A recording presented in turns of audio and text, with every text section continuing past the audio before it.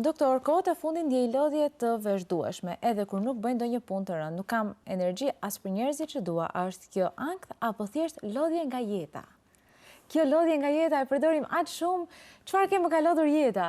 Pse e përdorim nga shumë? Pse ndjemi kaq të lodhur nga jeta? Definitivisht është simptom edhe i ankthit. Që do thotë personi në fjalë, me siguri po përjeton edhe simptoma tjera për cilët ndoshta edhe nuk është i vetëdijshëm, mirë po kjo pagjumësia dhe lodhja kronike janë simptomat ankthit. Pyetja tjetër thot, kam filluar të zgjohem natën me mendime të këqija dhe zemra më rre shpejt pa arsye. Ndihem sikur diçka e keqe do të ndodh. Çfarë po më ndodh? Edhe këtë gjatë bisedës e shtjelluam, pagjumësia ose çrregullimet e gjumit, një ritëm i shpejt i zemrës, një mendime negative dhe një frikë ose shqetësim, përsëri ka të bëjë me çrregullimit të ankthit. Kam humbur dëshirën për të dalë, për të folur me njerëz, madje edhe për gjëra që dikur më bënin të lumtur. A është kjo një shenjë depresioni?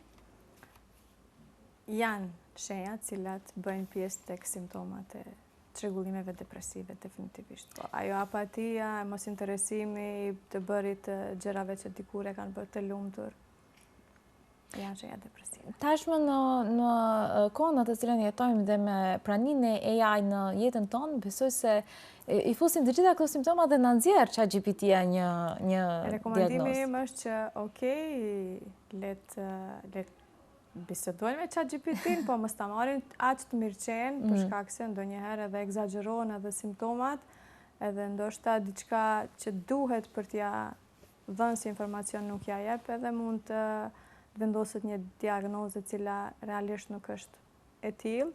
Prapse them konsulte me profesionisht, me psikologë ose me psikiatër. Definitivisht është gjëja e duhur. Sa më pak të përdoret ChatGPT. Kjo është një këshill që kanë filluar të gjithë mjekët në këtë studio ta japin. Kështu që besoj se e keni marrë mesazhin tuaj.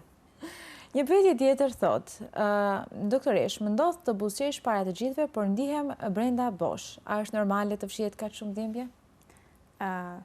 Dhe kjo është mekanizëm mbrojtës. Sepse, më falni që ndërpres, sepse e tham se njerëzit të cilët kanë një ankth, kanë një depresion, kanë një gjendje jo të mirë psiqike brenda vetes, e shfaqin atë, por ka edhe rasti kur nuk e shfaqin. Pra, buzëqeshja funksionojnë normalisht, por brenda për brenda nuk janë ato të cilët shfaqen. E quajmë depresion funksional. Ta persona funksionojnë, i shfrytëzojnë gjitha kapacitetet, mekanizmat mbrojtës, mundohen para të tjerëve që të tregojnë se nuk manifestojnë asnjë simptom ose shenjë depresive, mirë po brenda vetës harxhohen definitivisht. Është gjendje depresive, duhet kërkohet ndihmë për shkak se këta mekanizma me kalimin e kohës harxhohen, edhe gjithashtu personin fjalë mundet me dekompenzu, neve thojmë dekompenzim. Paraqiten shenja më të rënda, gjithashtu edhe mundet të përfundojë edhe në gjendje psikotike. Gjithsesi duhet theksuar se nuk ka asgjë të keqe që të ndjehemi keq dhe të ndajmë këtë shqetësim tonin të brendshëm me njerëzit tonë të afërt. Ashtu siç e ndajmë se kemi dhimbje muskulore ose dhimbje të teshtrave, gjithashtu edhe dhimbja emocionale duhet flitet edhe duhet ndahet.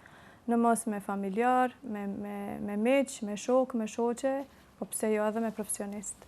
Është po aq e rëndësishme që të vizitohet psikologu ose psikiatri, njësoj si që vizitojmë kardiologun ose ortopedin ose kirurgun. Me duket sikur kemi një rrugë të gjatë para për këtë, por jemi në rrugën e duhur. Mendoj se kemi filluar me hapat ngadalë, mirë po të sigurt. Kjo ka rëndësi. Kam filluar të nervozohem për gjëra të vogla dhe pastaj pendohem. Ndihem sikur nuk po e kontrolloj më veten. Çfarë mund të bëj?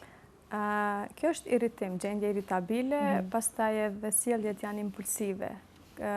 Ndodhin gjatë lodhjes kronike, stresit kronik, ndodhin edhe gjatë çrregullimeve të ankthit edhe çrregullimeve depresive, një konsult me profesionist, patjetër. Terapi.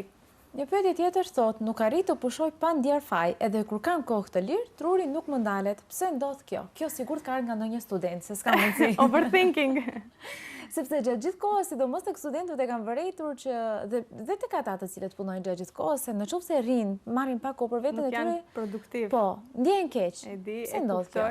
Nuk është gjendje që nuk mund ndodhe edhe mua, në moment që vendosi që të pushoj, për shkak se kam edhe 2 vajza, edhe i marr nga shkolla, rrim bashkë në sallën tonë, Vetëm 2 minuta të pushoj une, e di se ndje vetën me faj pse nuk jam me to atë kohën e lirë të vogël që e kam që t'ja kushtoj, është mekanizëm i mbrojtës i organizmit, mirë po ajo ndjenja e fajt edhe nuk duhet shfaqet neve për të qenë me shëndet të plot, duhet edhe të pushojmë.